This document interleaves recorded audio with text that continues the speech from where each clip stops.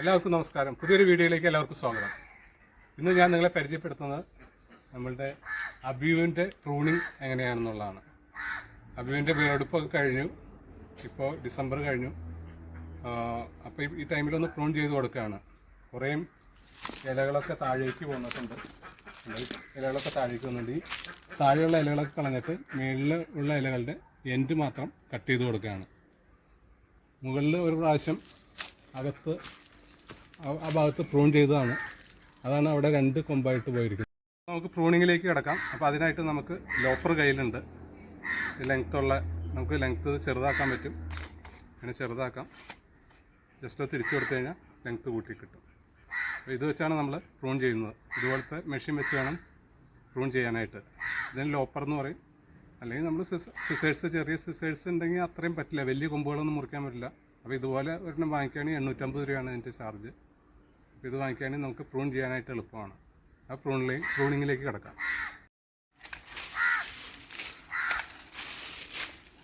അത്യാവശ്യം വെളിച്ചമൊക്കെ കിടക്കാനായിട്ട് വെളിച്ചമൊക്കെ കിടക്കണം. എന്നാലാണ് നന്നായിട്ട് കായ്ക്കളൊക്കെ പിടിക്കുകയുള്ളൂ. അപ്പോൾ ഈ താഴേക്കുള്ള കൊമ്പുകളൊക്കെ വെട്ടിക്കളയാണ് ഈ ഒരു 3 അടി ഹൈറ്റിലേക്ക് ഇത് താഴേക്ക് വരുന്നത്.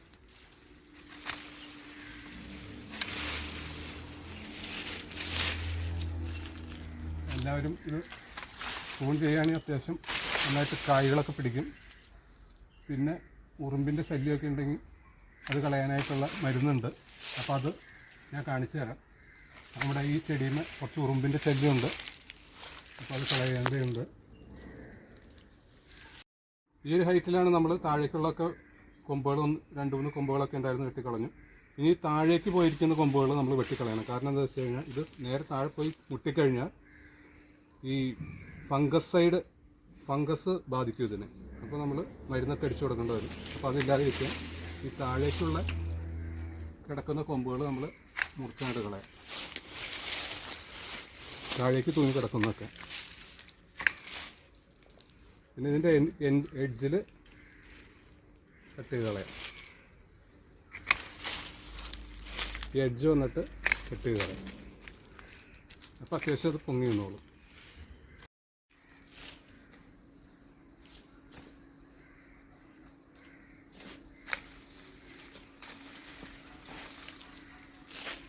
നമ്മൾ ശരിക്കും മഴക്കാലത്ത് പ്രൂൺ ചെയ്യാൻ നോക്കിക്കഴിഞ്ഞാൽ വേറൊരു പ്രശ്നം എന്താണെന്ന് വെച്ചാൽ മഴക്കാലത്താണ് ഇത് ശരിക്കും പൂവിട്ട് ഒരു നവംബർ ഡിസംബറിലേക്കൊക്കെ കായ്കളൊക്കെ ഉണ്ടാകുന്നത്. അപ്പോൾ ഈ പറഞ്ഞ മെയ് ജൂൺ ആ മാസങ്ങളിലൊന്നും പ്രൂൺ ചെയ്യരുത്. അതിൽ മുമ്പ് ചെയ്യുകയാണെങ്കിൽ നമ്മളിപ്പോൾ ഈ ഡിസംബർ കഴിഞ്ഞ് ജാനുവരിയിലേക്കാണ് ചെയ്യുന്നത്. തൂപ്പൊക്കെ ഒരുപാട് കൂടിയിട്ടുണ്ട്. അപ്പോൾ അതൊന്ന് പ്രൂൺ ചെയ്താലാണ് കായ്കളൊക്കെ കൂടുതലുണ്ടാവുള്ളൂ.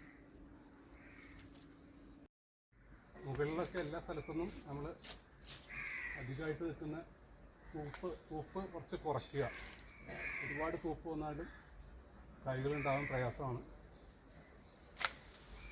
അപ്പോൾ ഇതിൻ്റെ എഡ്ജ് മാത്രം അത് കട്ട് ചെയ്ത് കളയാം.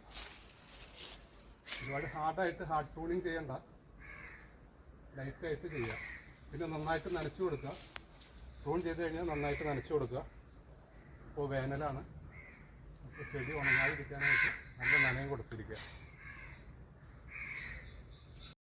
അത്യാവശ്യം പ്രൂണിങ് ഒക്കെ കഴിഞ്ഞു. അകത്തൊക്കെ നല്ല വെളിച്ചമായി. ഇനി നമുക്ക് ഇതിൽ ഉറുമ്പിൻ്റെ സാന്നിധ്യമുണ്ട്. ഉറുമ്പുണ്ടെങ്കിൽ നമ്മളുടെ പൂവുണ്ടാവുന്നതൊക്കെ അധികം കായ പിടിക്കില്ല. പൂവിൻ്റെ സാന്നിധ്യം ഉറുമ്പിൻ്റെ സാന്നിധ്യം നമ്മൾ കളയണം. എന്നാലാണ് പൂക്കളൊക്കെ നന്നായിട്ട് പിടിക്കുകയുള്ളൂ, കായായിട്ട് വരുള്ളൂ. അപ്പോൾ അതിന് നമ്മൾ ജമ്പാണ് താഴെ കൊടുക്കാൻ പോകുന്നത്. അത് മുകളിലേക്ക് ഇല അങ്ങനെയുള്ള മരത്തിൻ്റെ മുകളിലേക്കൊന്നും അടിച്ചു കൊടുക്കരുത്.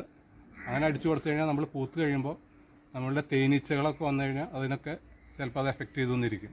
അപ്പോൾ നമ്മൾ ചെയ്യുന്നത് ഒരു ചെറിയൊരു കോട്ടൺ തുണി ഈ കടയുടെ ഈ ഭാഗത്ത് ചുറ്റിയിട്ട് അവിടെയാണ് അടിച്ചു കൊടുക്കുന്നത്. ഉറുമ്പിൻ്റെ സാന്നിധ്യം നമ്മൾ കൂടുതൽ കണ്ടു കഴിഞ്ഞാൽ തന്നെ വേറൊരു കാര്യം കൂടി ശ്രദ്ധിക്കുക. മീലിമുട്ട എന്ന് പറഞ്ഞൊരു സംഭവമാണിത്. ഇതേ കാണുന്നത് മീലിമുട്ട ഉണ്ടാകും. ഇപ്പോൾ പ്രൂൺ ചെയ്ത് കഴിഞ്ഞപ്പോൾ അതിൽ ഇലയിൽ കിട്ടിയതാണ്. ഇത് കാണിച്ചു തരാം. ഇതിൻ്റെ ഉള്ളിലായിരിക്കും ഇരിക്കുന്നത്. ഇത് കണ്ടോ, ഇതാണ് മീലിമുട്ട. അപ്പോൾ ആദ്യം കാണിച്ചു തന്നെ ഇത് നമ്മളുടെ ചെടികളിൽ ഇരുന്ന് നീരൂറ്റി കുടിക്കും. അപ്പോൾ കൊമ്പൊക്കെ ഉണങ്ങിപ്പോവും. അപ്പോൾ ഇതിൻ്റെ സാന്നിധ്യം ഉണ്ടെങ്കിൽ ഇതിന് ഒരു മരുന്ന് വാങ്ങിക്കാൻ കിട്ടും, അത് മേടിച്ചടിച്ചാൽ മതി. അപ്പം മീലി മുട്ടയുടെ ശല്യം ഒഴിവാക്കി കിട്ടും. ഇതിങ്ങനെ ഇടുന്ന് നീരൂറ്റി കുടിക്കുന്നു. വെളുത്തിരിക്കും ഇതിൻ്റെ കവറിങ്. ഞെക്കിക്കഴിഞ്ഞാൽ കണ്ട അതിൻ്റെ അകത്താണ് അതിരിക്കുന്നത്. നമ്മൾ ഈ പ്രൂൺ ചെയ്ത ഇലകളൊക്കെ ഇതിൻ്റെ അടിയിൽ പൊതയായിട്ട് ഇട്ട് കൊടുക്കാം. അപ്പോൾ നമ്മളിതിന് വളം ചെയ്യുന്നുണ്ട്. പ്രൂണിങ് കഴിഞ്ഞാൽ വളം ചെയ്ത് കൊടുക്കാം. അപ്പോൾ അതിൻ്റെ വീഡിയോ ഞാൻ സെപ്പറേറ്റ് ചെയ്യാം. മീലി മുട്ടയ്ക്ക് അടിക്കുന്ന മരുന്ന് അത് അടിക്കുന്നതിന് നമ്മൾ ജാതി തൈകൾക്ക് അടിക്കുന്നത് ഞാൻ സെപ്പറേറ്റ് ഒരു വീഡിയോ ചെയ്തിട്ടുണ്ട്. അതിൻ്റെ ലിങ്ക് ഞാൻ ഇതിൻ്റെ ഡിസ്ക്രിപ്ഷൻ ബോക്സിൽ ഇടാം. അപ്പോൾ അത് കണ്ടാൽ മതി. അപ്പോൾ അത് എന്ത് മരുന്ന് അടിക്കണേ, എങ്ങനെ അടിക്കണേ എന്നുള്ളതൊക്കെ അതിൽ ഡിസ്ക്രൈബ് ചെയ്തിട്ടുണ്ട്. അപ്പോൾ ഈ വീഡിയോ എല്ലാവർക്കും ഇഷ്ടമായെന്ന് കരുതുന്നു. പുതിയൊരു വീഡിയോ വരും വരെ ഗുഡ് ബൈ.